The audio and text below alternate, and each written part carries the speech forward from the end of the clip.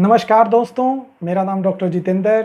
आज हम चर्चा करेंगे कि कषाय, क्वाथ या काढ़ा उसको बनाने का सही तरीका क्या है, जो शास्त्रों के अनुसार और वैज्ञानिक युग के अंदर जिसकी उपयोगिता हम अपने जीवन में स्वास्थ्य वर्धन के लिए या अपनी सेहत को तंदुरुस्त रखने के लिए किस प्रकार कर सकते हैं। तो दोस्तों आइए आज हम जानेंगे कि क्वाथ, कषाय या काढ़ा किस प्रकार बनाया जाए। उसके लिए ये वीडियो मैं बना रहा हूँ।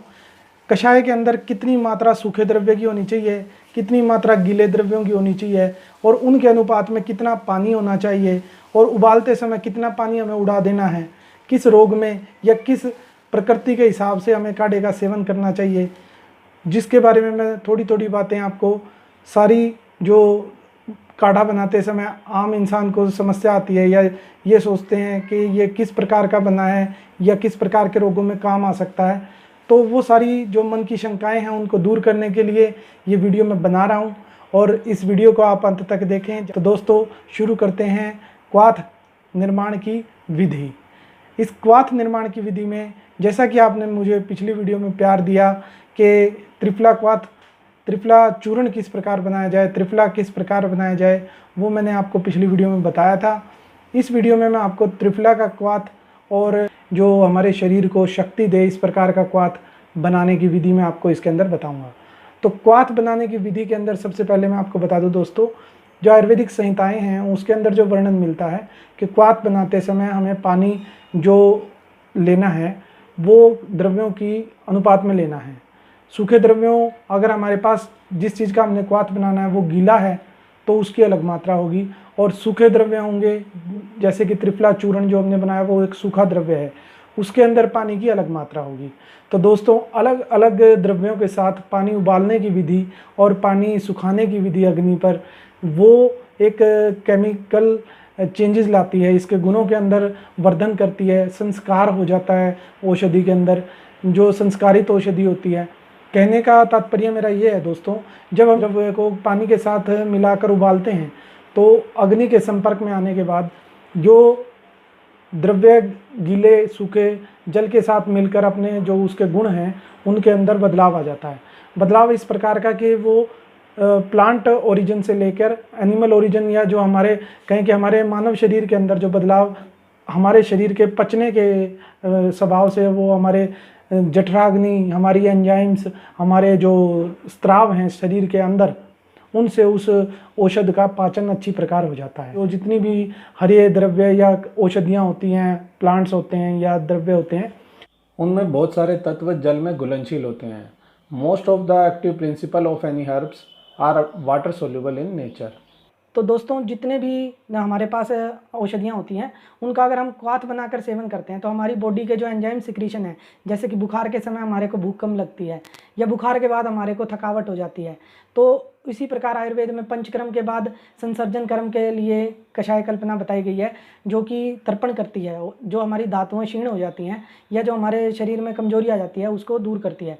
तो कषाय बनाने की जो विधि है उसका अलग अलग विवरण हमारी संहिताओं में मिलता है। आज मैं इस वीडियो के माध्यम से आपको हारिस संहिता के अंदर जो अलग अलग विवरण दिया गया है कि क्वाथ को किस प्रकार से किस रोग या किस अवस्था में इस्तेमाल करें, उसका कैसे हम ज़्यादा से ज़्यादा लाभ ले सकते हैं, वो इस वीडियो में आपको बता रहा हूँ।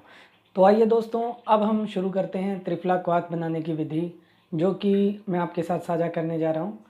पिछली वीडियो में मैंने आपको बताया था कि त्रिफला चूर्ण किस प्रकार बनाते हैं, तो जो मैंने त्रिफला चूर्ण आपको पिछली वीडियो में समझाया था, बताया था, उसी चूर्ण से मैं आज आपको त्रिफला क्वाथ बनाने की विधि समझाऊंगा, जो शास्त्र सम्मत है, शास्त्रों में जिस प्रकार से इसका वर्णन मिलता है। ये जो त्रिफला चूर्ण है दोस्तों आप देख रहे हैं, ये दरदरा चूर्ण लेना है, ज़्यादा इसको पिसा हुआ नहीं करना, हमें बिल्कुल बारीक नहीं पीसना है, थोड़ा सा इसमें मोटाई होनी चाहिए। हमने इसको 2 चम्मच के आसपास लेना है, जो 10 ग्राम का हम मात्रा में इसको लेंगे। ये मैंने इस खुले पतीला, जो चौड़े मुंह वाला पतीला होता है या चौड़े मुंह वाला बर्तन, उसके अंदर हमने 2 चम्मच इसकी डाल ली, जो 10 ग्राम के आसपास है। आप देख सकते हैं दोस्तों, जो इसका बर्तन है वो चौड़े मुंह का बर्तन है। इसके अंदर मैं 160 ml के आसपास पानी लूँगा। जो 160 ml के आसपास मैंने इसको पानी इसको डाल दिया है। इस क्वाथ को बनाने की जो विधि है वो 2 प्रकार से है। हम इस त्रिफला चूर्ण को पहले आधा घंटा या पूरी रात भर भिगो के रखें, फिर इसका क्वाथ बना सकते हैं। तो इसका क्वाथ बनाने के लिए इसको मंद आंच पर रखेंगे, इस बर्तन को हम ढकेंगे नहीं, और 160 ml से जब ये इसका जो हमने पानी लिया है वो उबलते उबलते लगभग आधा हिस्सा रह जाएगा, 80 ml के आसपास, तो हम इसको क्वाथ विधि से इस्तेमाल करेंगे।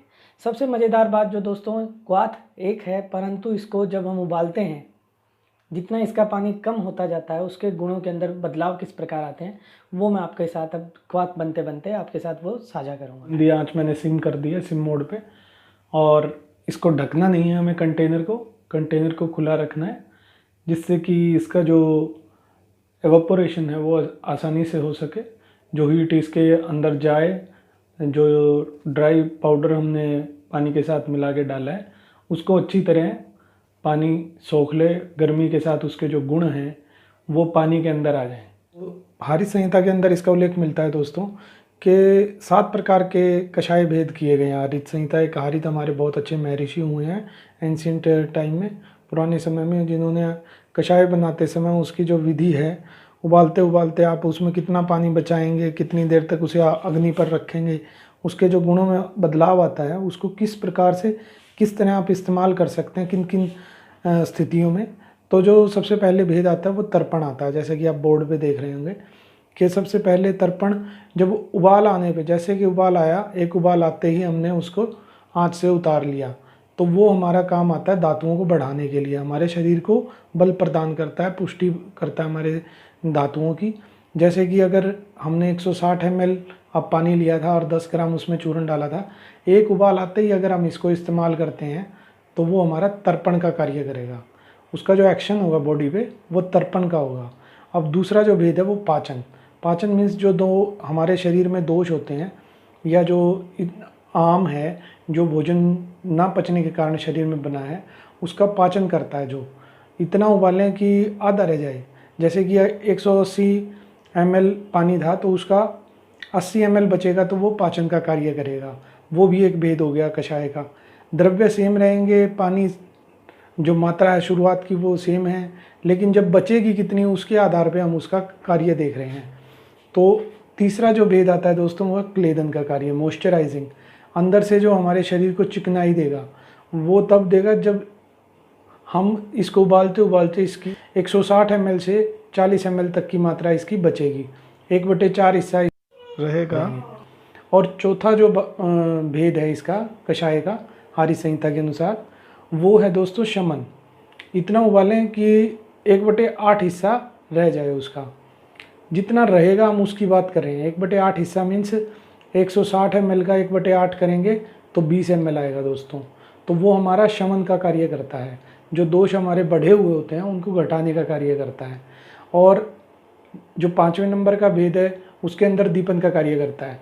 दीपन के अंदर दोस्तों जो जिस प्रकार कुछ लोगों को क्या होता है कि भूख ख़त्म हो गई है, भूख लग नहीं रही है, एंजाइम सीक्रेट्स नहीं हो रहे हैं, अग्नि बिल्कुल मंद हो गई है, जो पाचन क्रिया वो बिल्कुल उनको मुंह में अजीब सा कफ सा बनता है, बलगम ज़्यादा आ रहा है, तो उस समय दीपन के कार्य के लिए हम इस कषाय कल्पना का इस्तेमाल करते हैं कि इसको इतना उबालें कि 1/10 हिस्सा रह जाए, मीन्स 16 ml के आसपास जब ये क्वाथ बचेगा तो यही क्वाथ दीपन का कार्य करेगा। और अगर हम छठे भेद की बात करें कषाय कल्पना हरित संहिता के अनुसार, तो वो शोधन मीन्स अगर किसी को टॉक्सिक सब्सटेंस है बॉडी के अंदर, सफाई करनी है, मल अगर अंदर जम गया है तो मल को साफ करने वाला कार्य जब ये करेगा तो उसके लिए हमारे को इतना उबालना है कि 1/12 हिस्सा रह जाए, मीन्स 13.3 ml के आसपास जब इसका कंटेंट अंदर बचेगा बॉइलिंग के बाद, उबालते उबालते हमें, तो वो हमारा कषाय शोधन का कार्य विशेषकर करेगा। और जो 7वां भेद है वो है विशोषिका। विशोषिका का कार्य है दोस्तों, विशोषी कार्य तब करेगा जब हम 1/16 भाग उबालते उबालते रखेंगे इसका, मीन्स 10 ml बच जाए, इतना इसे उबालें हम। तो बीच बीच में जैसे ये अभी क्वाथ बन रहा है हमारा मंद आंच पर, हम इसको चलाते रहेंगे, बीच बीच में इसको लगने नहीं देंगे और इसको चलाते रहेंगे, जिससे कि इसको बराबर की हीट मिलती। कषाय चाहते हैं उस तरह हम बना सकते हैं। अब गीले द्रव्यों के अंदर हमारे को ये ध्यान रखना है कि गीले द्रव्य, मैं उन गीले द्रव्य बोल रहा हूँ उन द्रव्यों को जो हरे द्रव्य होते हैं, जो कच्चे द्रव्य होते हैं, जिन्हें हम सीधा ज़मीन से या पौधे से लेते हैं, पत्ता जड़ साफ़ धोकर इस्तेमाल करते हैं, ताज़ी चीज़ें जो लेते हैं उसको बोल रहा हूँ।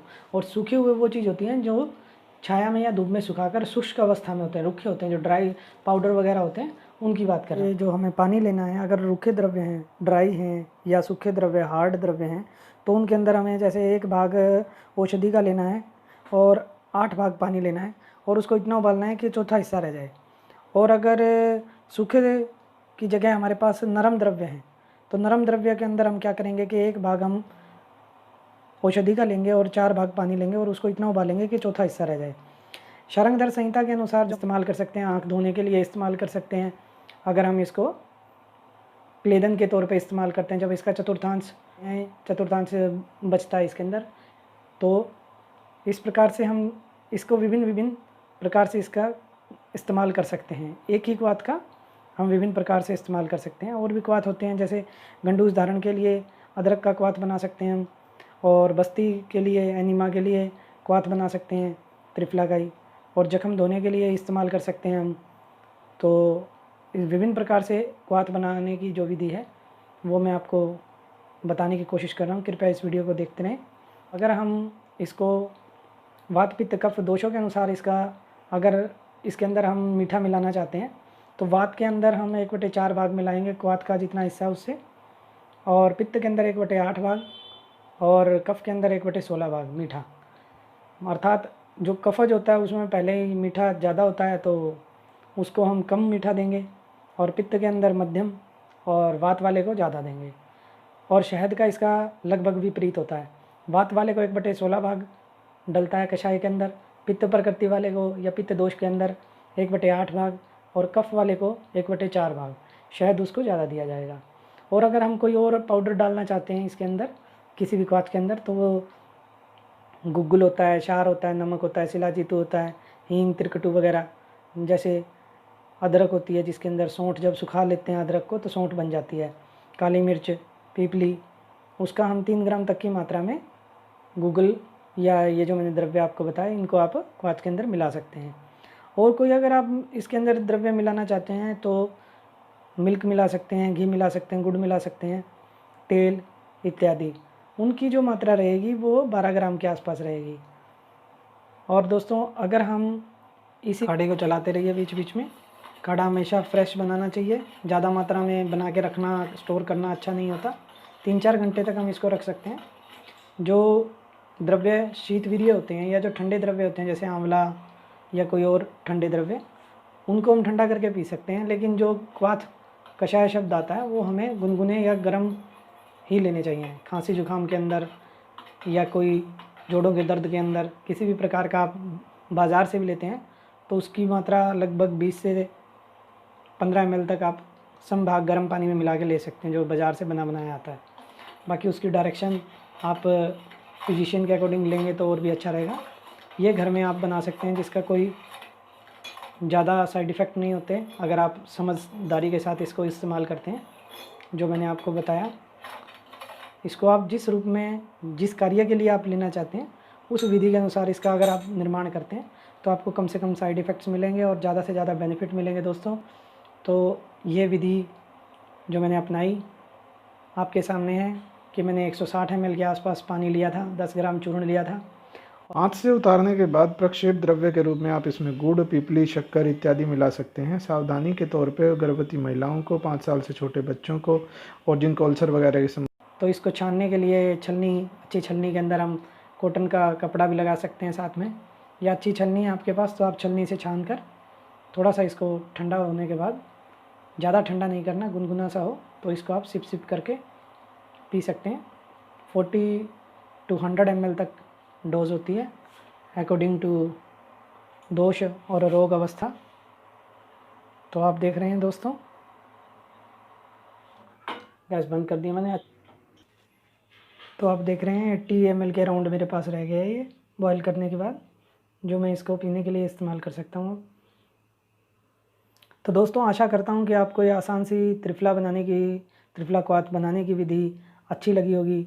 पिछली वीडियो में मैंने आपको त्रिफला चूर्ण बनाने की विधि बताई थी और इसमें आपको त्रिफला क्वाथ बनाने की विधि बताई है।